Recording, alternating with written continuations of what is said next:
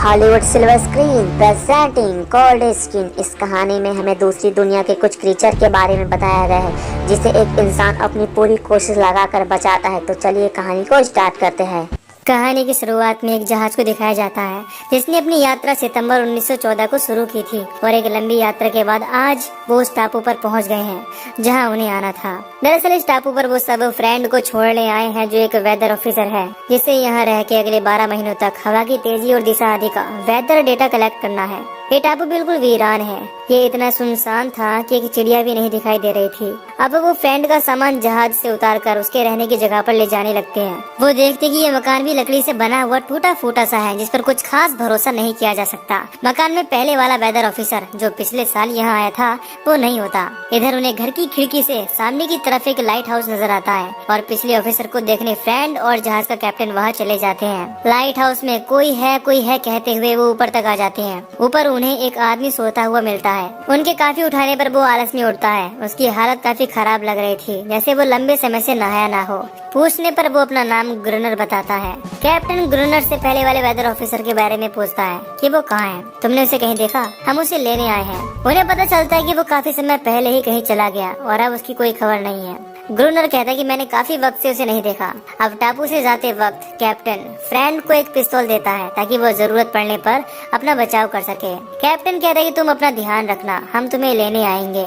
अब फ्रेंड यहाँ अगले 12 महीनों तक रहने वाला था ताकि वो डेटा कलेक्ट कर सके। इधर रात के वक्त सामान जांचते हुए फ्रेंड को पिछले वेदर ऑफिसर की डायरी मिलती है जिसमें उसने अलग अलग जानवरों के चित्र बनाए हुए थे और अपनी वाइफ की तस्वीर भी रखी थी। डायरी पढ़ते पढ़ते फ्रेंड की आंख लग जाती है और वो पूरी रात गहरी नींद में सोता है। अगली सुबह वो वेदर डेटा कलेक्ट करने निकल पड़ता है। वो डेटा को एक डायरी में लिखते रहता है। अब हमें रात का सीन दिखाया जाता है जहां फ्रेंड बैठा हुआ कुछ सोच रहा होता है कि तभी उसके दरवाजे पर कुछ आवाजें होती हैं। पहले उसे लगता है कि लाइट हाउस वाला ग्रुनर होगा, मगर फिर वो दरवाजे के नीचे अजीब तरह के हाथ देखता है और डर जाता है और कैसे भी करके डरते हुए अपनी रात निकालता है। अगली सुबह बाहर आने पर उसे पैरों के निशान मिलते हैं जो समंदर तक जाते हैं। अब वो लाइट हाउस के अंदर जाकर ग्रुनर से रिक्वेस्ट करने लगता है कि मुझे भी अपने साथ अंदर लाइट हाउस में आने दो। मुझ पर कल किसी ने हमला किया, प्लीज मेरी हेल्प करो। ग्रुनर कहता है कि तुम्हें बोट पर ही रहना चाहिए था और वो उसे लाइट हाउस में रखने से मना कर देता है। इधर फ्रेंड वापस आकर अपने रहने की जगह के चारों ओर लकड़ियां लगा देता है और कीलों से पट्टियां लगाकर हर कमजोर हिस्से की मरम्मत करता है। जितना हो सके उस जगह को और महफूज बनाने में लग जाता है। अंदर उसे एक राइफल भी मिल जाती है, इससे उसका हौसला और बढ़ जाता है। अब रात के वक्त वो देखता है कि वो क्रीचर्स पानी से निकलकर उसकी तरफ ही आ रहे हैं। उन्हें आता देख फ्रेंड डरने लगता है। अब अगले ही पल वो क्रीचर्स उस पर हमला कर देते हैं। बचाव में फ्रेंड डरते हुए उन पर गोलियां चलाने लगता है। फिर वो घर के चारों ओर रखी लकड़ियों में आग लगा देता है। इसके बाद आग से डरकर वो क्रीचर्स भाग जाते हैं, मगर आग ज्यादा बढ़ जाने से उसके घर का दरवाजा भी जलने लगता है। इसीलिए उसे घर से बाहर निकलना पड़ता है और वो बाहर आकर चट्टानों के पीछे छिप जाता है और वहीं छिपे रहकर सोते हुए रात गुजारता है। अगली सुबह वहां जाकर देखने पर उसे पता चलता है कि रात वाली आग से उसका पूरा घर जल चुका है। अब वो ग्रुनर का पीछा करता है ताकि उसे मारकर लाइट हाउस में रह सके। पीछा करते करते वो एक जगह पहुंच जाता है जहां ग्रुनर पानी भर रहा होता है और वो पानी भरते हुए ही ग्रुनर को शूट करने ही वाला होता है, मगर ऐसा होने से पहले उन क्रीचर में से एक क्रीचर उस पर हमला कर देता है और वो गिर जाता है। अब बचाव में फ्रेंड उस क्रीचर को नीचे गिराकर बंदूक से शूट कर रहा होता है। तभी ग्रुनर उसे रोकता है और वो कहता है कि इसे मत मारो, ये पालतू है, ये तुम्हें कोई खतरा नहीं पहुंचाएगी, ये बाकी क्रीचर से अलग है। उनकी थोड़ी बातें होती हैं और फ्रेंड भी अब ग्रुनर के साथ लाइट हाउस में रहने लगता है। फ्रेंड उससे पूछता है कि तुम्हें इस जगह के बारे में पहले से पता था, तो फिर तुम जो जहाज मुझे छोड़ने आया था उसमें क्यों नहीं गए? ग्रुनर कहता है कि अब मुझे यहाँ सुकून मिलने लगा है और मैं यहीं रहना चाहता हूँ। इधर रात के वक्त ग्रुनर फ्रेंड को जल्दी से राइफल लेकर ऊपर आने को कहता है और वो दोनों बातें करते हुए पहरा देने लगते हैं। कुछ देर बाद क्रीचर पानी से निकलकर आने लगते हैं। उनके आने पर फ्रेंड गोली नहीं चला पाता और वो डर के बेहोश हो जाता है और ग्रुनर को अकेले ही उनसे रात भर लड़ना पड़ता है।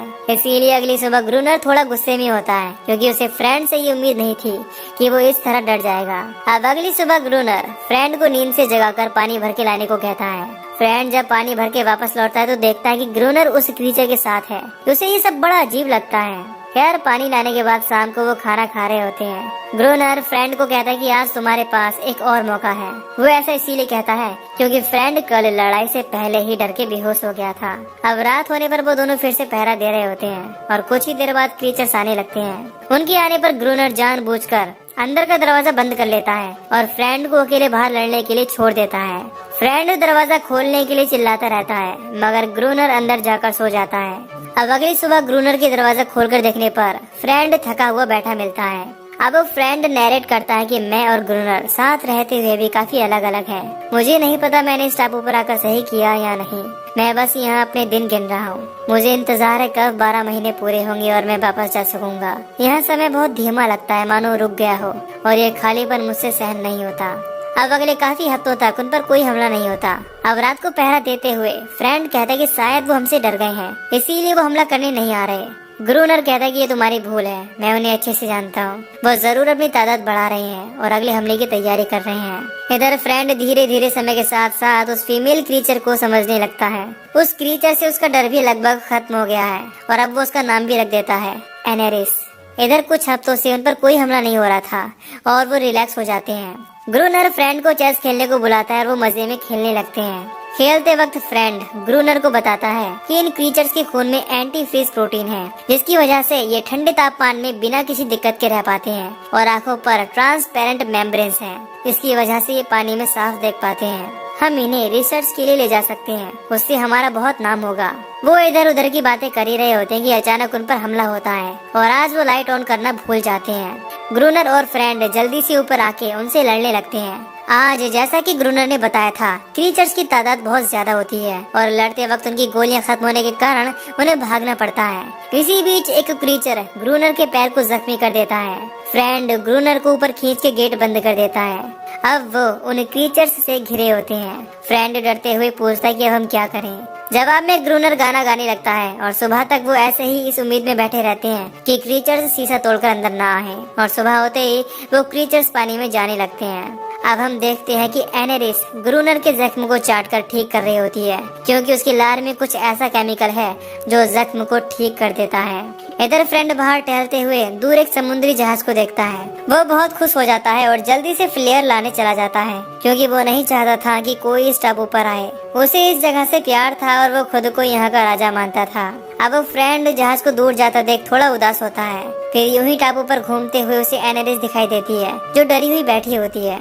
फ्रेंड जाकर उससे बात करता है और उसे लकड़ी की बनी एक छोटी सी बोट दिखाता है और बताता है कि ऐसे ही एक जहाज से मैं यहाँ आया था। इस पर एनेरिस उसे टापू के दूसरी ओर लेके जाती है, जहाँ एक बोट पलटी हुई पड़ी होती है। फ्रेंड बोट को देखकर बहुत खुश हो जाता है और वो आकर ये बात ग्रूनर को बताता है। जवाब में ग्रूनर कहता है कि मुझे ये पहले से पता था। इस पर फ्रेंड पूछता है कि तुमने मुझे क्यों नहीं बताया। इस पर ग्रूनर कहता है कि अगर तुम वो बोट लेकर जाते तो तुम या तो भूख से मारे जाते या फिर ठंड से मारे जाते। वो किसी काम की नहीं है, उससे तुम ज्यादा दूर नहीं जा सकते। इसके बाद वो बताता है कि ये बोट एक दस लुटेरों की है। वो यहाँ से डायनामाइट स्मगल करते थे। फ्रेंड कहता है कि तो फिर क्यों ना हम उस डायनामाइट को खोजें, उससे हम बहुत सारे क्रीचर्स को एक साथ मार पाएंगे। ग्रूनर मना कर देता है क्योंकि समंदर में जाने में बहुत रिस्क है, कभी भी हमला हो सकता है। मगर फिर ग्रूनर फ्रेंड को एनेरिस के साथ नहाता देख चिढ़ जाता है। उसे ऐसा लगता है कि जैसे कोई उसकी जगह ले रहा है, और इसीलिए अब वो फ्रेंड को कहता है कि मेरा मन बदल गया, हम डायनामाइट खोजने चलेंगे, मगर पानी के अंदर उसे ढूंढने तुम ही जाओगे। अब अगले दिन वो बोट लेकर वहाँ जाते हैं जहाँ पोर्तुगीज शिप डूबा था। फ्रेंड कहता है कि अगर मैं 3 बार रस्सी हिलाऊं, मतलब मुझे मदद चाहिए और तुम मुझे ऊपर खींच लेना। अब अंदर जाकर फ्रेंड बॉक्स ऊपर भेजने लगता है, मगर किसी चीज के टकराने से वो गिर जाता है और उठ नहीं पाता। फ्रेंड रस्सी को हिलाता है, मगर ग्रूनर सब देख के भी नजरअंदाज करता है और उसे ऊपर नहीं खींचता। फिर फ्रेंड खुद ही कोशिश करके तैरकर ऊपर आ जाता है। अब लाइट हाउस आकर वो बॉक्स चेक करते हैं। एक बॉक्स में उन्हें डायनामाइट मिल जाता है और वो दोनों काफी खुश होते हैं और जल्दी से बाहर आकर लाइट हाउस के चारों ओर डायनामाइट लगा देते हैं। लेकिन अब 3 हफ्तों तक कोई हमला नहीं होता और वो बैठे हुए इस बारे में बात कर रहे होते हैं। तभी एनेरिस वहाँ उनके लिए खाना लेकर आती है।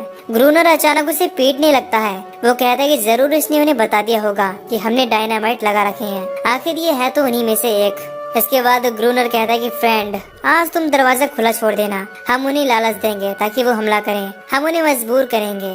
अब ग्रूनर एनेरिस को ऊपर ले जाता है और उसे आवाज लगाकर उन्हें बुलाने को कहता है। एनेरिस जोर जोर से रोने लगती है और वो आवाज सुनकर थोड़ी देर बाद एक बड़ी तादाद में क्रीचर वहाँ आने लगते हैं। वो दरवाजा खुले होने से अंदर आ जाते हैं। फ्रेंड उनसे लड़ता हुआ लाइट हाउस में ऊपर आ जाता है। इधर ग्रूनर पैडल दबाने का सही समय का इंतजार करता है, लेकिन जब वो पैडल दबाता है तो डायनामाइट ब्लास्ट नहीं होते क्योंकि वायर्स कनेक्ट नहीं थे और ग्रूनर क्रीचर्स को पास आता देख पैडल छोड़ के उनसे लड़ने लगता है। दूसरी तरफ अब ये किसी तरह से वायर को कनेक्ट करके पैडल दबाकर ब्लास्ट कर देते हैं और अब एक बहुत बड़ा धमाका होता है और हर तरफ धुआं हो जाता है। उन्हें कुछ दिखाई नहीं देता। अब सुबह तक वो दोनों बेहोश पड़े होते हैं। होश में आने पर फ्रेंड ग्रूनर को भी उठाता है। अब वो बाहर आकर डायनामाइट के धमाके से घायल हुए क्रीचर्स को जान से मारते हैं। उन्हें पता चलता है कि कल रात के हमले के बाद से एनेरिस उन्हें छोड़कर चले गई।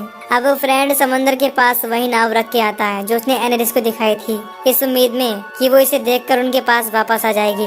अब लाइट हाउस आके फ्रेंड ग्रूनर को सोता देखता है तो वो उसके पास बैठ जाता है। तभी उसे वहाँ पड़े सामान में वही तस्वीर दिखाई देती है जो उसने एक टापू पर आने के बाद पिछले वेदर ऑफिसर की डायरी में देखी थी और वो समझ जाता है कि ग्रूनर ही वो ऑफिसर है, मगर फिर उसने अपनी पहचान छुपाई क्यों।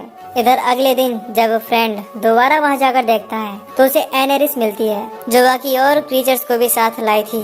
फ्रेंड देखता है कि उनमें से कोई भी उस पर हमला नहीं कर रहा और उसे एहसास होता है कि ये लोग सिर्फ शांति चाहते हैं, ये तो सिर्फ अपने बचाव में हमला करते हैं। इसी बीच ग्रूनर वहाँ हमला करने लगता है। फ्रेंड चिल्लाकर ग्रूनर को रोकने के लिए कहता है, मगर शायद वहाँ तक उसकी आवाज नहीं जाती। अब लाइट हाउस जाने पर फ्रेंड की ग्रूनर से इस बात पर बहस हो जाती है। फ्रेंड कहता है कि जब वो शांति चाहते हैं तो तुम उन्हें क्यों उकसाते हो, इस सब का कारण तुम्हारा ये रवैया है उनके प्रति।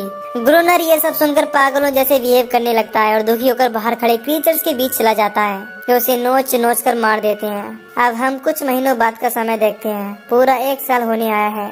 अब एक नया कैप्टन एक नए वेदर ऑफिसर को छोड़ने वहाँ आया होता है। वो लोग फ्रेंड को बुरी हालत में देखकर उसे ग्रूनर समझते हैं और पूछते हैं कि बताओ फ्रेंड कहाँ है, हम उसे लेने आए हैं। फ्रेंड चाहते हुए भी उन्हें कुछ नहीं बता पाता और वो खड़े होकर खिड़की से बाहर देखने लगता है। वो उनसे ग्रूनर बन के ही बात करता है।